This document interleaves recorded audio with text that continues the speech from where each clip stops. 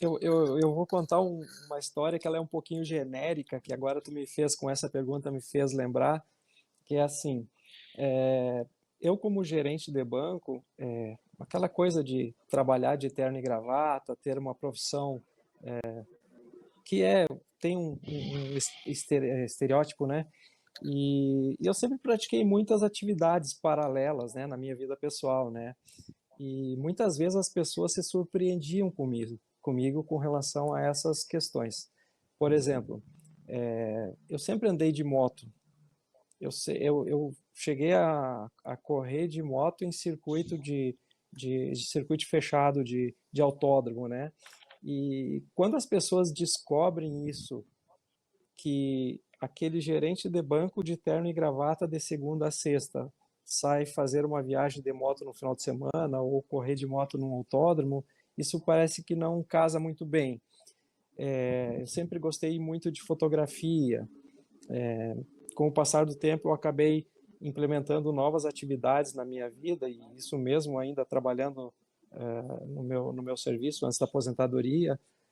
Comecei a escalar montanha, fazer atividades como caminhadas, corridas, andar de bicicleta, enfim, tantos esportes e hobbies que eu fui praticando ao longo da vida. Muitas vezes as pessoas, ao perceberem isso, ao descobrirem isso, ficavam muito surpresas, porque parece que as pessoas são moldadas a entender que uma pessoa só tem uma característica ou uma maneira de viver a vida, né? E isso não é verdade. E aí volto a dizer, o que que isso tem a ver com empreendedorismo?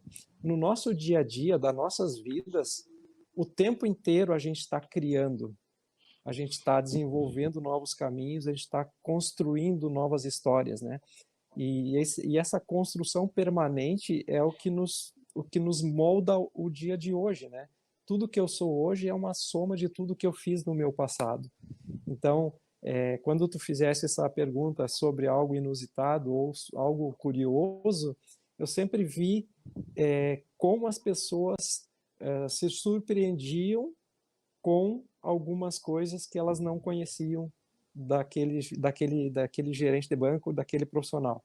E isso é interessante, né? Foram várias ocasiões que isso aconteceu. Um gerente de gravata, todo formal, responsável por uma agência, montado em cima de uma moto, fazendo circuito. É, Isso realmente deve ser estranho, né? As pessoas. Será que é ele? Será que não? O que ele está fazendo em cima de uma moto? sim. São essas curiosidades que acabam acontecendo na vida da gente, né? Que as pessoas às vezes têm a dificuldade de compreender, né? Quando eu comecei a escalar montanhas de gelo, montanhas de altitude, também as pessoas, muitas me chamavam de louco, o que que tu tá fazendo, para que fazer isso, né? Mas são gostos, né? São hobbies, são oportunidades de viver a vida, né? E de manter vivo, né? Porque Sim. como a gente, nós que somos praianos lá do Rio Grande, no Rio Grande do Sul, tem uma expressão que eu uso ela demais, porque nós, como Rio Grandino e portuários, né, Rio Grande é a única cidade marítima que tem porto, por enquanto, no Rio Grande do Sul, diz que barco parado não ganha frete, Uhum.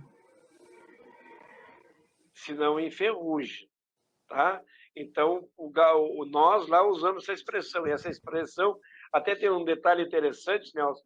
Eu fui ao Oktoberfest em Santa Cruz do Sul, em outubro do ano passado, e nós estávamos ali no grupo e alguém falou: Ô, velho, tu fica aí, não tem paradeiro? Eu digo: o barco para não ganhar frete nem ferrugem. O cara que estava na nossa frente, ali, na rua, olhando, o virou para trás: tu é de Rio Grande? Já sabia de onde era, né? Pela linguagem. Expressões que são bem características de quem é praiano e portuário, né? Barco parado não ganha frete nem ferrugem. Então, para a nossa idade, é muito importante não parar, né? A gente tem que estar sempre em atividade e não são atividades repetitivas, né? porque E, hora tu e, tá na montanha, hora tu tá andando de moto, na hora tá investindo. e aí tu és testemunha também de o quanto eu gosto de ter essas aventuras, essas vivências, né? E ainda está nos meus planos, e eu vou acabar em algum momento conseguindo realizar, é a travessia do Cassino até o Chuí, que tu já é sabedor desse meu desejo, né? Que é um desafio também bastante grande, né? Se tu fizeres a opção bem próximo do verão, tu vai fazer esse trajeto com muitos outros atravessando. No inverno é complicado, Sim, mas no verão é gente a pé, é gente de moto, é gente de carro comum e alguns com veículos mais preparados.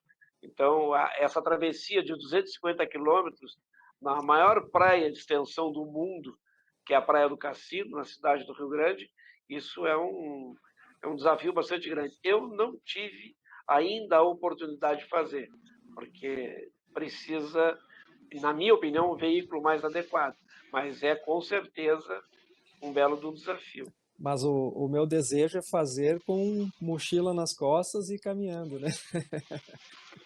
E eu já 7 estou com dias. vontade, eu vou me inscrever nisso aí já. Eu acho que eu vou me inscrever nessa caminhada aí. Essa caminhada eu até coloquei para o Ronaldo, um rapaz que já fez várias vezes.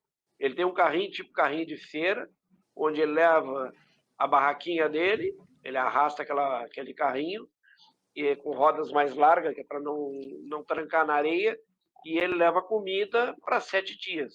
Ele Sim, sabe que são 7 dias. São sim. 240 quilômetros em 7 dias ele faz. Divide, dá o quê? 7 dá 30 quilômetros por dia, né? Aproximadamente 35 É, quilômetros por mas, dia, que ele mas tem que tem, caminhar. mas tem que considerar que tem que ter reserva, né? Se ele vai fazer em 5, ele leva mantimentos para 7. Se ele vai fazer em Assim, 7, ele leva mantimentos para 10, enfim. Então, por isso os desafios, e a gente sabe da dificuldade daquela região, é a questão climática, né? Além de água e comida, enfim, mas a questão climática é o que mais desafia, né? Mas é, esse tipo de aventura, eu costumo dizer assim, são projetos que as pessoas têm que ter e têm que se preparar para poder executar. Por exemplo, fui convidado a fazer uma palestra numa escola onde os alunos estavam estudando logística. E o que eu, gerente de banco, entendo de logística? Pela minha formação, tudo bem, tenho conhecimento a respeito, mas não foi pelo meu conhecimento acadêmico, e sim por a minha experiência de atividades e desafios de escalar montanha. Como que se consegue chegar ao cume de uma montanha? Tem muita preparação, tem muita logística envolvida nisso. Então, um projeto como atravessar a Praia do Cassino é um projeto que tem que ser muito bem pensado e planejado para se conseguir executar. Assim como foi o que eu falei na palestra dessa escola, em que tudo que a gente faz na vida tem que ter planejamento, né?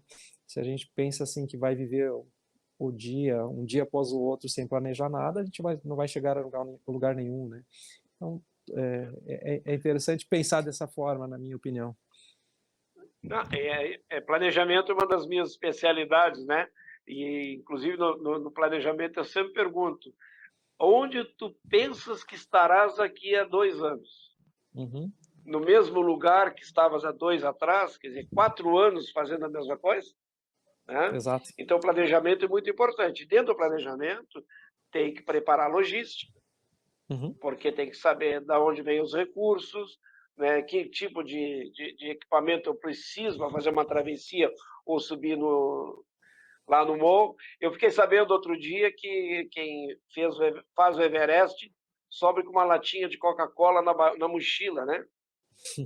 é uma E estratégia. só pode abrir lá em cima. É uma estratégia, exato. É uma estratégia. E É. esse cara que subiu, desceu com a latinha sem usar. E aí, quando chegou embaixo, a Coca-Cola era uma delícia. São pequenos truques que a gente usa na vida, É, né? Esse é um Então, a deles. logística, com certeza, mas a logística vem dentro do planejamento, porque eu tenho inicialmente uma vontade, eu tenho uma ideia do que eu quero, e na hora que eu quero executar isso, eu tenho que ir para o planejamento.